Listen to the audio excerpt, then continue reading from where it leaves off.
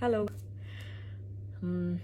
This is the first time that I'm getting in touch with you all to clarify something, and I think this will be the first time that I'll be thinking twice before I speak my heart, because I'm anxious that my words might be misinterpreted. So forgive me if I take a while longer than usual to communicate my thoughts. And I'd like to do this in English. In a recent interview, I was asked if I was a supporter of the left or the right wing, and I clearly stated that I believe I'm neutral, and we need to be good human beings first before we identify ourselves with our beliefs, and that the oppressed need to be protected at any cost.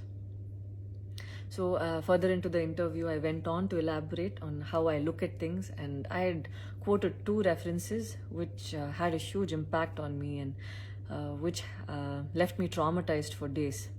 In fact, after I watched the film The Kashmir Files, I had the opportunity to speak with the director, and this was 3 months ago. I remember telling him that I was disturbed seeing the plight of the people at that time, and being someone that I am, I would never belittle tragedy like the genocide and the generations of people who are still affected by it.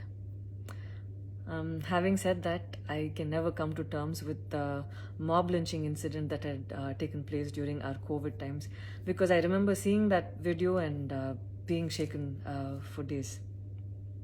I believe that violence in any form is wrong, and violence in the name of any religion is a huge sin. So this is all that I intended to say, and that's all. But it was very disturbing to see that many people online justified the mob lynching incident, and I don't think any of us have the right to take another person's life. Being a medical graduate, I believe that all lives are equal and all lives are important. And I hope a day doesn't come when a child is born and he or she is scared of his or her identity, and I pray that we're not heading towards that, at least. 14 years of my life, my school life, I remember every day going to school and chanting, "All Indians are my brothers and sisters. I love my country and I'm proud of its rich and varied heritage." So maybe it went so deep into my head, and we as children would never differentiated each other based on culture or caste or religion. So anytime I speak, it comes from a very neutral ground, and I was very surprised to see that whatever I had spoken was taken in a completely different way.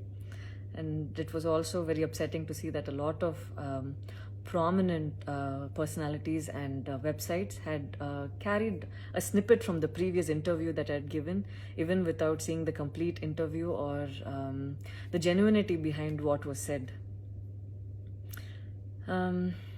I would like to take this opportunity to thank the people who stood by me the last few days, because I remember feeling so alone and conflicted, wondering what I did wrong, and it was heartwarming to see that a lot of people raised their voice in support of me, and I felt like they knew me for who I am. So thank you so much for making me feel like I wasn't alone. So I wish you all happiness, peace and love. Thank you so much.